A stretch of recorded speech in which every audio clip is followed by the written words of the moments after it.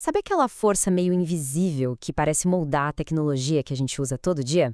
E os produtos que a gente consome? Bom, hoje a gente vai dar um nome para ela: etnografia. E vamos mergulhar de cabeça para entender como isso funciona. Pensa bem, como é que a tecnologia parece saber o que precisamos antes mesmo de nos darmos conta? É uma pergunta que deixa a gente curioso, né? Como que um aplicativo parece ler a nossa mente? Ou por que aquele produto novo se encaixa tão perfeitamente nos nossos hábitos? Pode parecer mágica, mas não é. Então, a resposta para isso é, na verdade, uma ciência social fascinante, a etnografia. Ela é tipo o ingrediente secreto por trás de inovações de gigantes que a gente conhece bem, tipo Intel e Microsoft. Elas usam essa ferramenta para quê? Para entender de verdade, lá no fundo, o comportamento humano no mundo real, e para sacar como isso acontece, a gente precisa ir muito além de uma simples descrição. Muito além da descrição. Então, a primeira coisa que a gente precisa ter em mente é que etnografia não é só descrever o que se vê. Não mesmo. É uma forma muito poderosa de produzir conhecimento. Olha só, a palavra vem do grego, né? Ethnos, que é povos, e grapin, que é escrever. Então, literalmente seria escrever sobre os povos. Só que na prática, é muito mais do que isso. É sobre ter um contato prolongado, sabe? Uma imersão de verdade na vida cotidiana de um grupo. O objetivo? Entender os sistemas de significados deles, as práticas, os rituais, mas tudo isso visto de dentro, da poltrona para o campo. Porque a coisa nem sempre foi assim, sabe?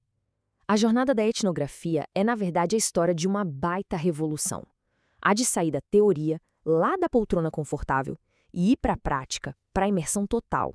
Pensa só, no século XIX, o que mandava era a tal da antropologia de gabinete. O que era isso? Basicamente, teóricos na Europa sentadinhos analisando relatos de segunda mão, de missionários, de viajantes, para tentar criar umas teorias enormes sobre a evolução das culturas. Mas aí, na virada do século XX, tudo mudou. Aconteceu uma ruptura. O teórico e a pessoa que coletava os dados viraram uma só. O pesquisador que vai a campo, que vai para o olho do furacão. Os fundadores e suas regras. E claro, toda revolução tem seus heróis, né?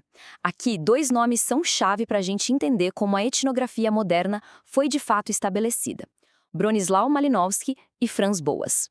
A grande sacada do Malinowski, que ele firmou lá na obra dele de 1922, Os Argonautas do Pacífico Ocidental, foi simplesmente revolucionária.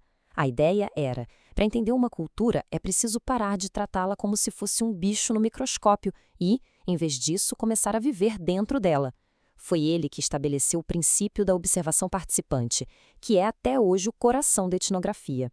E o objetivo dele era esse. O Malinowski não estava interessado em fazer uma listinha de costumes, sabe? Ele queria mais. Ele queria capturar as sutilezas, o que ele chamava de imponderáveis da vida real. Aquelas coisas que só quem está lá, imerso, consegue perceber.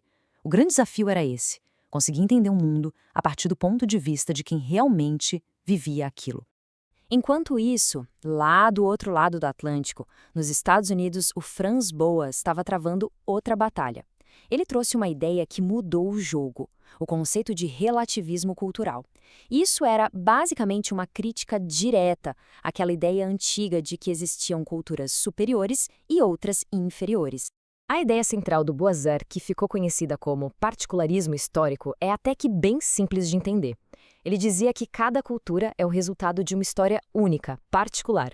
Ou seja, não dá para ter uma régua universal para medir todo mundo. E essa ideia foi fundamental. Ela abriu o caminho para que a diversidade cultural passasse a ser valorizada, cada uma nos seus próprios termos. A crise da autoridade. Bom, com as regras do jogo estabelecidas, a etnografia se consolidou, virou padrão. Mas, e aí? O que acontece quando uma área do conhecimento fica madura? Pois é, ela começa a se questionar. E foi justamente esse processo de autocrítica que deixou a etnografia ainda mais forte. Essa linha do tempo aqui mostra bem essa evolução. Depois da consolidação, lá nos anos 70, o foco mudou. A pergunta deixou de ser para que isso serve e passou a ser o que isso significa. E aí, nos anos 80, a coisa ficou ainda mais profunda. A pergunta virou: peraí, quem sou eu para dizer o que isso significa? Esse tal de giro interpretativo fica super claro com o conceito de descrição densa do Clifford Geertz.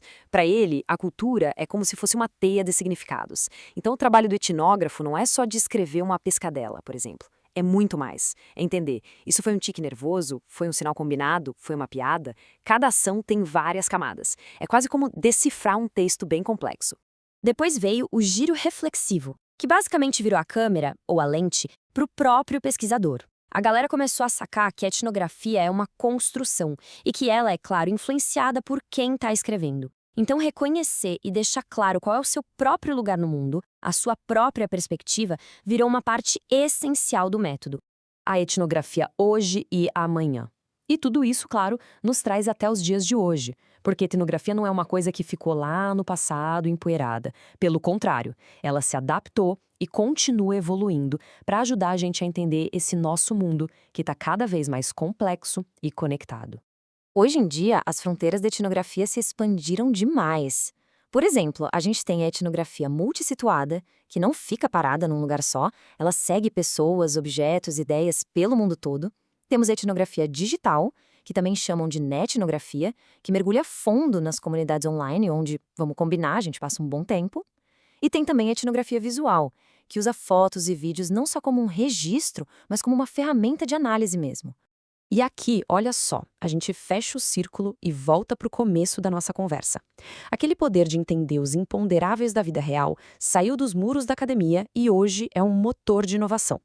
Grandes empresas usam a etnografia para descobrir como as pessoas realmente usam a tecnologia em casa, no dia a dia, ou para sacar aquelas necessidades de consumo que a gente nem sabe que tem, sabe? E com isso, elas criam produtos e serviços muito melhores. Então fica aqui uma reflexão final para a gente. Nesse mundo de hoje, que é obcecado por Big Data, por números, por métricas, a etnografia vem para nos lembrar de uma coisa: o poder insubstituível do olhar atento. Ela não é sobre entregar o quê, mas sim o porquê por trás do comportamento humano. E talvez, só talvez, o verdadeiro custo de não olhar de perto seja a gente acabar perdendo um pouco da nossa própria humanidade no meio de tanto dado.